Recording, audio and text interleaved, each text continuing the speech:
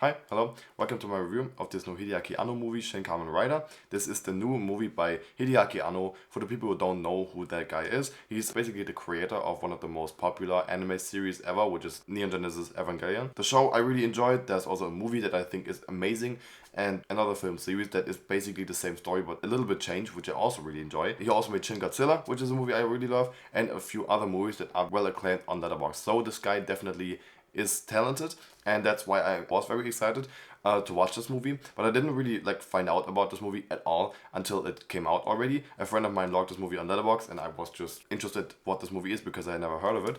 So I looked it up and I saw, okay, it's a new movie by Hideaki Anno. Wow, good to know.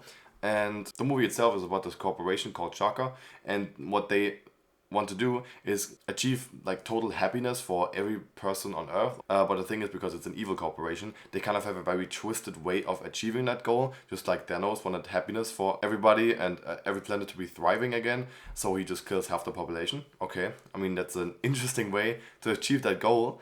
But not really a good way to do so. And that's why in Shin Kamen Rider there's a guy, a grasshopper cyborg hybrid, who wants to stop this corporation. So it's basically this very goofy superhero action movie about fighting insect cyborgs. Interesting, it sounds amazing. But I was really disappointed by this movie, which I just hated. First of all, what are the good things about this movie? I would have to say that definitely the costumes look kind of cool. They kind of have this Power Rangers vibe. Everything is real. Like, this movie feels very handmade. I don't think it has a big budget, so that's kind of something that goes for the movie and not against it. I also liked some parts of the action sequences, but only very small parts. Also in the very beginning there's a section where they kill a lot of people by just popping their heads, and it's very bloody. That I liked as well. And that's already it. I dislike this movie so much, which it's just sad, to be honest. Because I didn't really want to dislike this movie. Obviously, it's Hideaki Anno. I want to enjoy a new movie by him. I haven't really seen a lot of things that he has done outside of Evangelion. Again, I have only really seen Shin Godzilla and something else. Nope. So I was kind of excited to see what is going to happen with a movie like this, with a live action movie as well.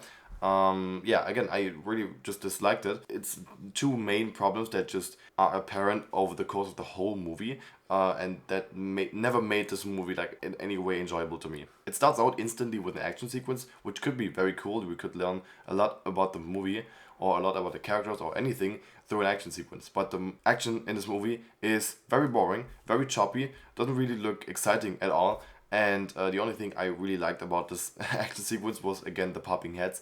It was very bloody, but that's basically it. It's just kind of boring. And after that action sequence, we get a very boring exposition sequence, which is just insufferable to watch. We just basically get a lot of information about things that we have to know in order to enjoy this movie. After that, we get another action sequence that is boring and choppy and doesn't really work. The music is just played in there. It's not really fitting to the music. It's just the sequence is just playing, and nothing really is exciting or interesting about it.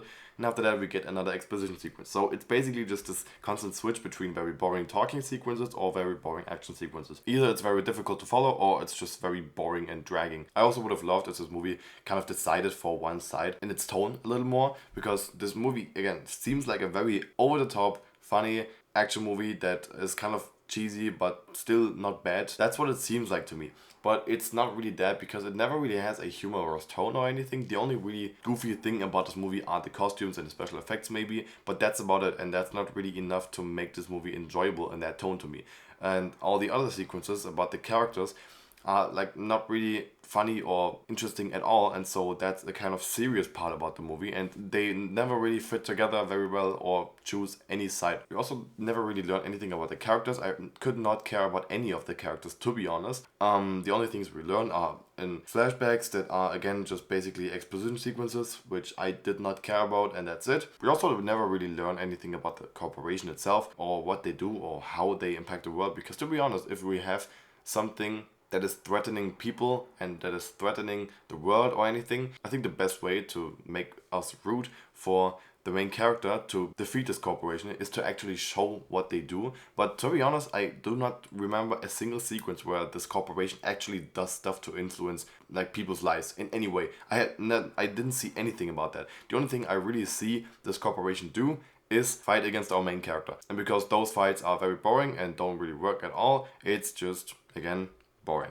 And I have nothing really else to say about this movie because that's basically the whole movie as I've seen it. Because I want to mention something. This is like one of the first movies in forever that I have not even finished. I have turned off this movie, I think, after maybe 1 hour and 10 or 15 minutes. I honestly never really do that, but this time this movie was just so boring and so uninteresting that I thought, okay, I could maybe watch this movie in the background and do something else that is kind of more important now. But I couldn't really do that because, first of all, the action sequences are never really interesting to look at, so I never want to get a glimpse of the screen, to be honest. And all the sequences about the story are very dialogue heavy, and I would have to read subtitles, and so there's no really point of doing something else when I constantly have to look at the screen to read the subtitles. So it was just kind of pointless. And because the movie didn't change anyway for over an hour, I just thought, okay, I just stop. I don't want to watch this anymore.